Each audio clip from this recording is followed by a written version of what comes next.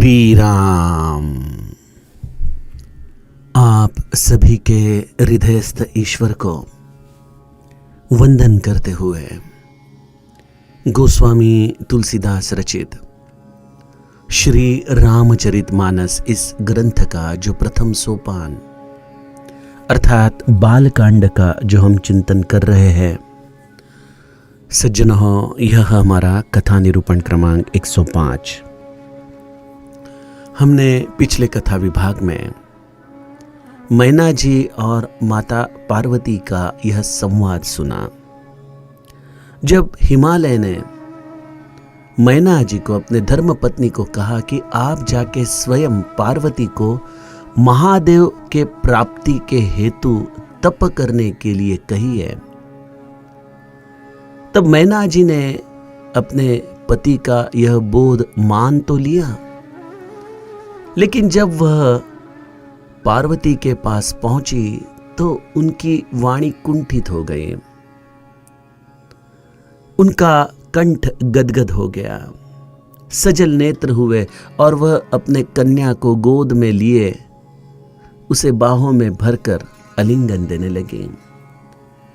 शब्द जब अव्यक्त रूप में सब कुछ कह रहे थे, तब माता पार्वती जो जगदम्बा रूपिणी है, उसने ही स्वयं आगे आकर अपने माँ को कहा कि माँ सुनो, मैं अभी आपके पास ही आने वाली थी, क्योंकि आप रात भर पिताश्री से क्या संवाद करती रही मुझे मालूम नहीं, लेकिन अभी सुबह सुबह मुझे एक बहुत सुंदर सपना आया। माँ सुनहि माँ तुम्हें दीख अस सपन सुनावहूं तो ही, सुंदर गौर सुबिप्रबर अस उपदेश मोही। एक अति सुंदर ब्राह्मण मेरे स्वप्न में आया और उसने मुझे बहुत सुंदर उपदेश किया माँ, वही मैं आपको बताने आ रही थी।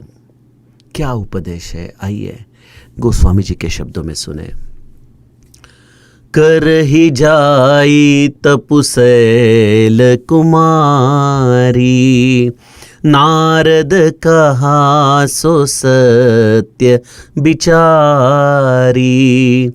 मातु पितहि पुनीय मत भावा, तपु सुख प्रद दुख दोष नसावा।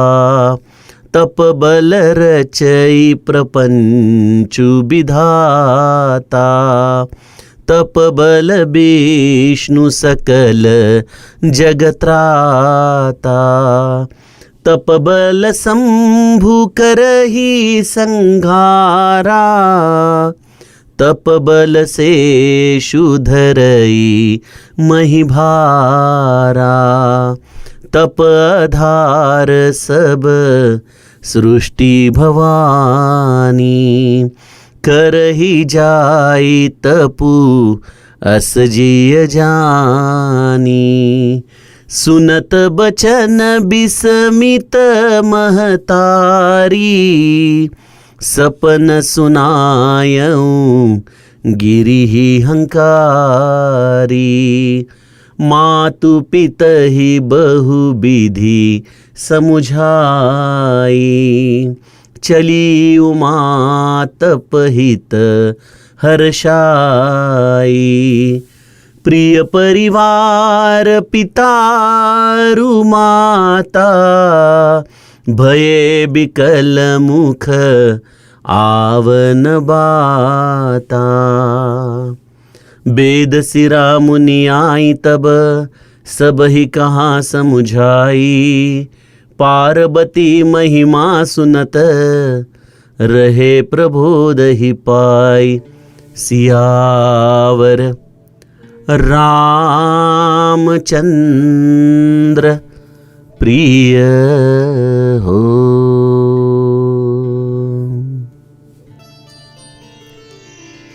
पार्वती ने अपने माँ को इस सुंदर भौर को जो उसे सपना दिखा, वह स्वप्न उसे कहने को शुरू किया है। सुनहि माँ तुम्हें दीख अस सपन सुनावहूं तो ही। क्या देखा माँ मैंने? एक सुंदर गौर सुविप्र वर, ऐसा एक ब्राह्मण जो सुंदर गौर वर्ण का है, श्रेष्ठ है, उसने मुझे उपदेश दिया है मां। सज्जनों, जिस तरह से हमारे जीवन की अवस्थाएं हैं, जैसे जागृति है, स्वप्न है, सुषुप्ति है और तुरिया है, इसमें एक स्वप्न सृष्टि भी हमारे जीवन का अहम हिस्सा है। हमारे में से हर जीव मात्र को स्वप्न दिखाई देते हैं। मेरे घर में जो मेरा अत्यंत प्यारा, जिसे हम कुत्ता तो नहीं कह सकते, लेकिन हमारे फैमिली का सदस्य है ब्रूनो, अभी वो काफी बूढ़ा हो चुका है और कभी कभी मैं उसकी तरफ देखते रहता हूँ। सोते रहता है, लेकिन सोते वक्त भी उसके पांव हिलने लगते हैं, जोर जोर से दौड़ने लगता है। पता नहीं वो नींद में क्या देखते रहता है और उसके हिसाब से उसकी वहां पे हलचल शुरू हो जाती है। हमारे जागृति में जैसे यह सृष्टि जो मिथ्या है लेकिन हमें दिखाई देती है, वैसे ही स्वप्न में भी एक सृष्टि है और उसका भी एक अलग ही नजरिया है, उसके भी कुछ अलग ही जीवन गुणधर्म है। स्वप्न क्या होते हैं? मेरे गुरु भगवान कहते हैं कि अगर कोई आदमी ककड़ी ज्यादा मात्रा में खा ले तो उसे जो ढकार आती है वह भी ककड़ी की ही आती है। अर्थात जागृति में आपके जो व्यवहार है, जागृति में आप जिस तरह का आचरण कर रहे हैं, उसी का प्रतिबिंब आपके स्वप्न सृष्टि में आपको कई बार दिखाई देता है। ऐसा नहीं है कि केवल जागृति में जो आपने किया उतना ही स्वप्न में आए। स्वप्न में कई बार आपको कुछ दृष्टांत भी आते हैं, आपके जो मन में उलझन चल रही है उसके कुछ उत्तर समाधान भी आपको स्वप्न में मिल जाते हैं। तो यह एक अपने आप में अलग सृष्टि है। तो ऐसे स्वप्न सृष्टि में माता पार्वती अपने को जो सुंदर विप्र का दर्शन हुआ है और उसने जो बोध दिया है, उसका उपदेश अपने मां मैना को कह रही है। रामचरितमानस में स्वप्न यह एक अलग अध्ययन का विषय है।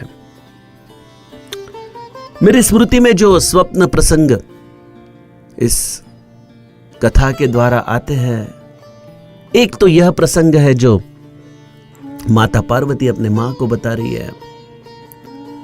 दूसरा स्वप्न प्रसंग मुझे अयोध्या कांड में दिखाई देता है, जब सीता जी प्रभु रामचंद्र को चित्रकूट पर कहती है कि मुझे आज एक बड़ा दुस्वप्न आया है।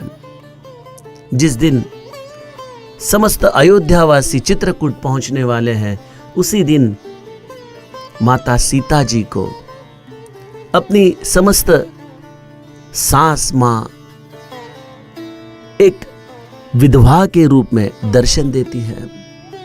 तो वह एक दुस्वप्न मां सीता जी को चित्रकूट में है।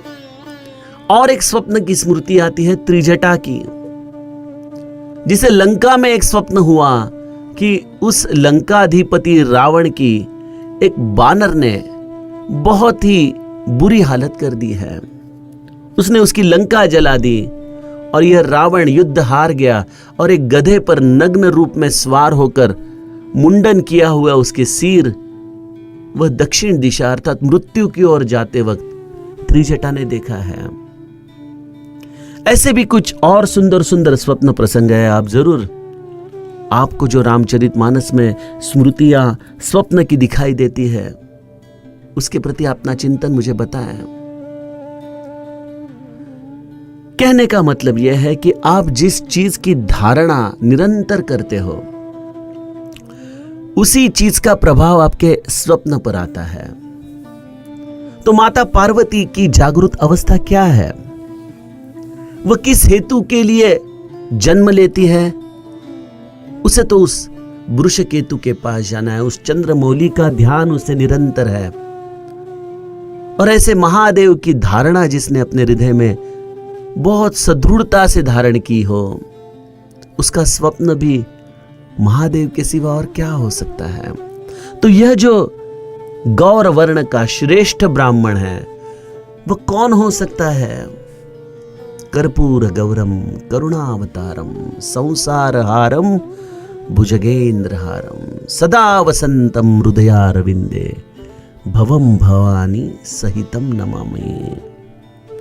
प्रत्यक्ष महादेव माता पार्वती के स्वप्न में आए हैं और उन्हें उपदेश देते हैं कि हे पार्वती, करहि जाई तपु शैल कुमारी। और यह महादेव थे। इसका एक सुंदर सिद्धांत हमें इस चौपाई के द्वारा मिलता है कि शैल कुमारी ऐसा संबोधन, अर्थात पार्वती ऐसा संबोधन इस श्रेष्ठ ब्राह्मण ने उन्हें किया है। तो यह स्त्री को संबोधित करने वाला प्रथम नाम के द्वारा उसे पुकारने का साहस केवल उसका प्रियतम ही कर सकता है। करहि जाई तपु शैल कुमारी। तो प्रत्यक्ष महादेव ने आके पार्वती जी को कहा है कि आपकी धारणा अति श्रेष्ठ है, दृढ़ है, और आप मुझे प्राप्त करने के लिए इस मनुष्य देह में आई हो। तो मुझे प्राप्त करने के लिए अब एक क्षण गमाए बिना आप तप मार्ग पर चलो। जो देवर्षि नारद ने आपके घर में आके आप समस्त परिवारजनों को सुनाया है वह निश्चित सत्य होने वाला है। उनकी वाणी पर विश्वास रखकर, इसे सत्य मानकर आप तप के लिए निश्चित पधारे। यह सोचिए मत कि आपकी माता पिता, इनके मन में कोई ग्लानि तो नहीं आएगी ना। मैं आपको आश्वस्त करता हूं कि आपके तप के निर्णय से आपके माता पिता का कल्याण ही होगा और उन्हें भी आपकी यह तपश्चर्या अत्यंत प्रिय लगेगी। तप सुखप्रद दुख दोष नसावा। ऐसा यह आपका तप आपको भी सुख देने वाला है और समस्त दुखों का, दोषों का नाश करने वाला है। हे पार्वती, इसलिए आप तपश्चर्या कीजिए। देखिए सज्जनों, जीव को ईश्वर प्राप्ति की तृष्णा यह तो स्वाभाविक है, लेकिन ईश्वर को भी उसके प्रियतम की उस अवस्था में संलग्न होने की कितनी चाह है।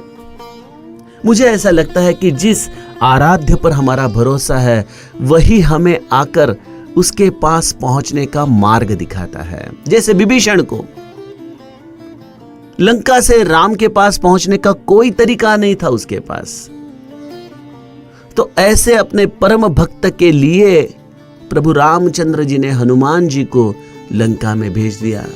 जटायु ने तो कहा था कि रावण ने सीता जी का अपहरण किया है, तो फिर से क्या खोजना था। लंका में अगर प्रभु रामचंद्र पहुंच जाते तो वह उसी वक्त सीता जी को प्राप्त कर सकते थे, और अगर जाना ही था तो शायद हनुमान जी के कंधे पर बैठकर राम लक्ष्मण लंका पहुंच सकते थे। उन्हें इतना 18 पद्म सैन्य दल लेके जाने की भी जरूरत नहीं थी। लेकिन यह प्रभु रामचंद्र की लीला है, और इस लीला में एक ही कारण है, राक्षसों का निपात और सज्जनों को आनंद। परम वैष्णव विभीषण वहां पे प्रभु रामचंद्र की राह में बैठे हैं, और यहां रामेश्वर में लिंग स्थापना के हेतु रुके हुए प्रभु रामचंद्र भी विभीषण के आने का इंतजार कर रहे हैं। कई बार हमें समझ में नहीं आता यह सिद्ध महानुभव संतों के आचरण की अवस्था। श्री महाराज जब गोंदोले में थे तो दोपहर की प्रसाद की पूर्तता होने के लिए कुछ ही समय अगर बचा हो, शायद कुछ गिने चुने लोग ही बचे हो खाने के लिए, तब सभी कहते थे कि महाराज जी आप भी बैठिए, आइए प्रसाद लीजिए। तो महाराज जी कुछ उन्हें बातों में उलझा देते थे और बोलते थे थोड़ा 10 मिनट। ऐसा करके आधा घंटा अगर निकाल ले, तब तक 4 लोग आते थे और बोले महाराज जी क्षमा करना, पहुंचते पहुंचते थोड़ी देर हो गई। तो महाराज जी कहते थे नहीं मैं तो आपकी राह देख रहा था। और इसलिए महाराज जी प्रसाद लेने के लिए रुकते थे। उस वक्त कोई मोबाइल नहीं था, कोई व्हाट्सएप नहीं था कि मैसेज कर दे कि मैं आ रहा हूं आधा घंटा, थोड़ी देरी हो रही है। नहीं, यह तो संवेदना होती है कि मेरा कोई आश्रित यहां प्रसाद हेतु आ रहा है और उसे छोड़कर मैं प्रसाद लूं, नहीं। तो ऐसे महानुभव जीव की भी राह देखते हैं। जिस तरह से पार्वती के मन में महादेव की प्राप्ति की इच्छा है, महादेव जी के भी हृदय में पार्वती को पाने की इच्छा है, लेकिन पार्वती को ही महादेव तक पहुंचना है, जीव को ही शिव के पास पहुंचना होगा। मेरे गुरु कहते थे कि आप जैसे हो वैसे रहकर ही आप ईश्वर की प्राप्ति करोगे, यह आपका अज्ञान है। इसलिए आपको बदलना होगा, आपकी इस देह बुद्धि से आपको बाहर आना होगा, और इसी का नाम है तपश्चर्या। समर्थ कहते हैं विवेके देहे बुद्धि सोड़ू न द्यावी। मैं देह हूं, इस भावना को आप विवेक के आधार से त्यागिए, और इस त्याग का नाम है तप। तप बल रचई प्रपंच विधाता, तप बल विष्णु सकल जगत राता। कोई भी कृति के लिए, क्रिया के लिए उपासना अत्यावश्यक है। अगर लौकिक विश्व में भी हम देखें तो कोई अगर हमें पेट भरने की विद्या सीखनी है तो भी उस विद्या को सीखने के लिए हमें कुछ समय देना पड़ता है, कष्ट लेने पड़ते हैं, तभी जाके हम उस विद्या को आत्मसात करते हैं। और उस विद्या के लिए किए हुए तप की यह फलश्रुति होती है कि वह विद्या हमें हमारे जीवन निर्वाह का साधन दे सकती है। तो जैसे सामान्य जीव के आचरण में भी तपस्या का महत्व है, तो सोचिए इस समस्त ब्रह्मांड का जो यह प्रपंच है, उसे चलाने वाला यह विधाता, क्या वह भी तपस्या के सिवा यह कार्य कर सकता है? नहीं। ब्रह्मदेव ने इस सृष्टि का निर्माण किया है, लेकिन उसके पीछे उसकी प्रचंड तपस्या है, और उसे निमित्त मात्र बनाकर उस परम शक्ति ने ब्रह्मदेव के द्वारा इस प्रपंच को एको हम बहुश्याम इस रूप में स्थापन किया। तो ब्रह्मदेव इस संसार की रचना करते हैं, वह भी तपस्या के द्वारा ही करते हैं। सोचिए कभी इस सृष्टि में हर एक चीज कितनी एक्यूरेट, परफेक्ट बनाई गई है, उसमें कोई चूक नहीं है।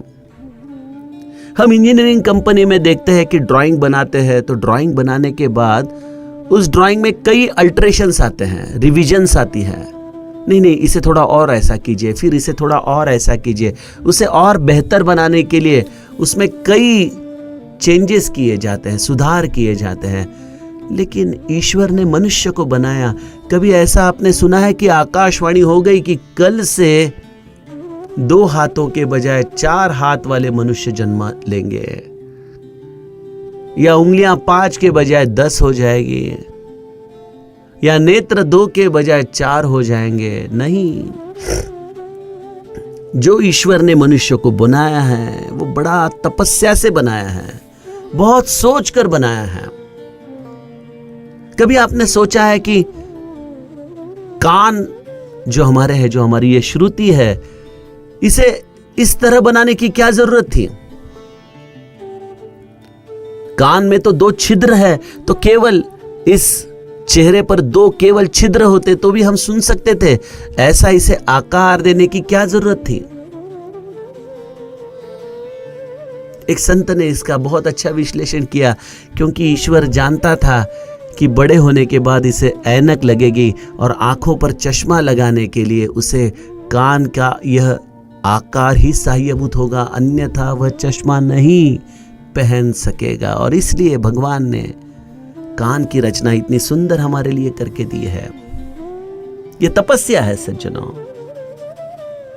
एक बहुत ही सुंदर इंजीनियरिंग है इस ह्यूमन बॉडी में। अभियांत्रिकी का एक सर्वोत्तम दर्शन है। मेरे कंपनी में हम हाई प्रेशर इक्विपमेंट्स बनाते हैं जिसमें अंदर प्रेशर रहता है, बाफ का, पानी का, हवा का, और उसके लिए फिर हम बहुत कुछ उसके बारे में सोचते रहते हैं, उसे अच्छा बनाने के लिए, सेफ बनाने के लिए। तो हमारे यहाँ पे जो भी कोई इंस्पेक्टर, बुजुर्ग इंस्पेक्टर आता है तो हमारे जूनियर इंजीनियर्स को सबसे पहले पूछता है कि इस दुनिया में आपने 600 करोड़ प्रेशर वेसल्स कभी देखे हैं क्या?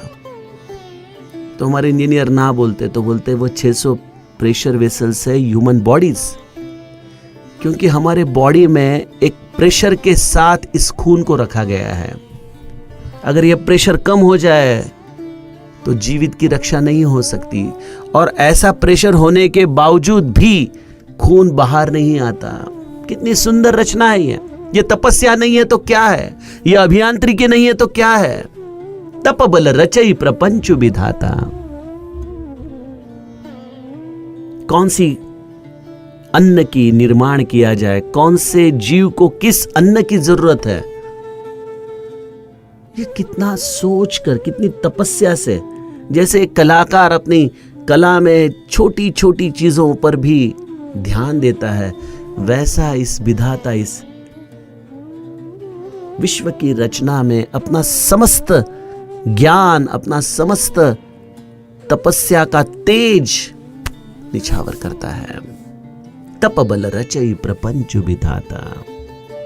और फिर यही अंश आता है घर में जो मुखिया है, जो प्रमुख है, उसके पास। जिस तरह से ब्रह्मदेव हर चीज को सोचकर इस विश्व के लिए, उसके कल्याण के लिए करता है, उसी तरह से प्रपंच का भी मुखिया, प्रमुख अपने प्रपंच में जो छोटे हैं उनका कल्याण करने के हेतु इस विधाता के शक्ति से ही निमित्त मात्र बनकर अपने घर के लिए सुंदर सुंदर उपाय करता है, उसके द्वारा सबको सुख देने की वह कोशिश करता है। तो यह समस्त सृष्टि, यह ब्रह्मांड एक तपस्या है। कुछ दिनों पहले मैं देख रहा था, हमारे यहां पे एक सुंदर चिड़िया का घोंसला बन रहा था। कितनी मशक्कत से वह घोंसला बना रहे थे, और उसमें जब उनके छोटे छोटे जो बच्चे थे वह जब खाने के लिए तरसते थे तो उनकी माँ कहां कहां से जाके कृमि कीटक उनके लिए ले आती थी और उसे खाकर उनको तृप्त करवाती थी। यह सब हम जब देखते हैं तो यह प्रपंच केवल मनुष्य का नहीं है।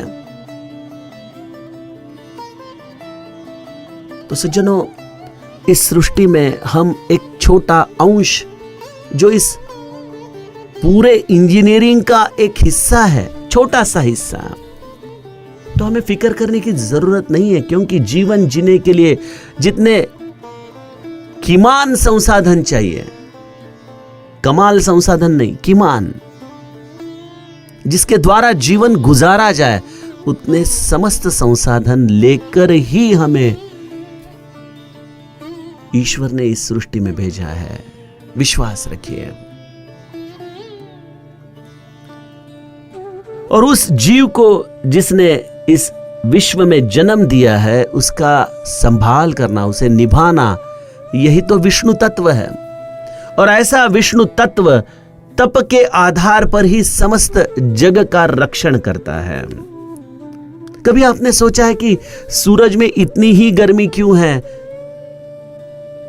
सोचिए, अगर सूरज की गर्मी केवल इस पृथ्वी पर दुगनी हो गई, 80 डिग्री टेम्परेचर हो गया इस पृथ्वी का, कौन जी पाएगा? मर जाएंगे हम समस्त। तो जितनी मनुष्य गर्मी झेल सके, उतनी ही गर्मी इस सृष्टि में आती है। और समझो, सूरज उगा ही नहीं, सूरज नाम की कोई चीज ही अस्तित्व में नहीं रही, तो भी इस सृष्टि का, जीव का रक्षण कौन करेगा? कभी आप ऐसे सोचते हो कि घर में हम जो रसोई बनाते हैं, अगर वह गैस सिलेंडर खत्म हो जाए तो हमें तुरंत दूसरा गैस सिलेंडर लाना पड़ता है, तभी जाके रसोई बनती है। कभी सूरज की तरफ से कंप्लेंट आई है आपको कि हमारे यहाँ का गैस खत्म हो गया है? और उसे गैस कौन सप्लाई करता है? कौन उसे ऊर्जा सप्लाई करता है? इस ब्रह्मांड में यह अकेला सूर्य नहीं है, ऐसे 12 सूर्य है बड़े बड़े, और उनकी अपनी अपनी अदा है, अपना अपना विश्व है। न जाने इस मनुष्य जो पृथ्वी पर रहने वाले व्यक्ति है, उनके बुद्धि के कई गुना दूर और भी अनंत सृष्टियां आज भी निवास कर रही है और हमें उनका पता तक नहीं, लेकिन उन्हें भी संभालने वाला विष्णु है, जिसने इस सृष्टि के हर एक चीज को जीव के कल्याण के हेतु बड़ी सुंदरता से बनाया है। देखिए ये सृष्टि में कितने सुंदर सुंदर फल है, इस जल की मधुरता तो देखिए, और ऐसे सुंदर सात्विक भोजन की निर्मिति ईश्वर ने हमारे लिए की। लेकिन जो जानवर है उनके लिए मांसाहार की व्यवस्था ईश्वर ने करके दी है, लेकिन मनुष्य भूल गया कि वह ईश्वर का सर्वोत्तम आविष्कार है। वह तो अपने आप को जानवर समझने लगा और वह भी उसी तरह मांसाहार करने लगा। लेकिन विष्णु की इस परम सुंदर सृष्टि में मनुष्य को उसके नितांत कल्याण हेतु ईश्वर ने सब कुछ प्रदान किया है, और वही उसकी तपस्या है। तप बल विष्णु सकल जगत राता। एक ब्रह्मदेव है जिसने बहुत सोचकर इस सृष्टि को बनाया, और जिस तरह से किसी मंदिर को हम खड़ा करें उसमें भी बड़े कष्ट है, लेकिन उससे भी ज्यादा कष्ट है उस मंदिर में नित्य उपासना होना, उस मंदिर में नित्य भंडारा होना, प्रसाद होना। और विष्णु भगवान क्यों श्रेष्ठ है? क्योंकि वह निरंतर इस सृष्टि को उसका पालन करने के लिए अपने तपस्या के आधार से नित्य ऊर्जा प्रदान करते हैं। तप बल शंभु करहि संघारा। और ऐसे विष्णु जो इस सृष्टि के हर घटक में अनुस्यूत है, अर्थात उसमें संलग्न है, छिपे हुए हैं, दिखाई नहीं देते। क्यों नहीं दिखाई देते? क्योंकि सृष्टि के हर एक नेत्र पर एक माया का पटल है, जिसके कारण वह उस वस्तु को उसके मूल स्वरूप में नहीं देख पाता। वह तो केवल उसे रूप के आधार से पहचानता है। और ऐसे जीव के हृदय में जो यह माया उसको नित्य एक जीव के रूप में भ्रमित करती है, ऐसे अज्ञान का संहार करता है मेरा महादेव शंभु। महादेव है मेरे आदि गुरुदेव, उनका यह वह रूप है जो सृष्टि के समस्त दोषों को हर ले, अपने कंठ में धारण करे, हलाहल इस विश्व के समस्त दुखों का प्राशन करे, और उसके बदले में उन्हें अमृत वर्षा करे, उन्हें आनंद दे, उनका कल्याण करे। यह है महादेव तत्व। और महादेव इसलिए नित्य समाधि अवस्था में है। आंखें मूंद कर वह कैलाश पर तो बैठा है, लेकिन हर जीव के हृदय में उसका निवास है। हर संवेदना से वो बिल्कुल परिचित है। और यह अवस्था आती है तपस्या से। यह है मेरा महादेव। गोस्वामी जी कहते हैं, तप बल शेषु धरहि मही भारा। और यह ब्रह्मांड का इतना बड़ा यह प्रपंच, लेकिन इसे भी आकाश में तोल के रखने वाला, इसे भी अपने सर पर उठा के रखने वाला अगर कोई है तो वह है शेष। जो शेष इस समस्त मही का भार अपने सर पर धारण करता है, और इस पर होने वाली हर एक क्रिया का भार अपने पर रखते हुए भी अकर्तुम भावना से इस ब्रह्मांड को तोले रखता है। ऐसा यह शेष उसकी भी यह तपस्या ही तो है। तो महादेव माता पार्वती को कहते हैं कि तपस्या के सिवा इस सृष्टि में कोई कार्य नहीं हो सकता, ना ब्रह्मा जी का, ना विष्णु जी का, ना महादेव जी का और ना ही शेष का। इसलिए पार्वती, आप जाके निश्चिंत मन से तपश्चर्या कीजिए। आइए सज्जनों, शेष चौपाइयों का चिंतन कल के कथा प्रवाह में देखें। जानकी जीवन स्मरण। जय जय राम।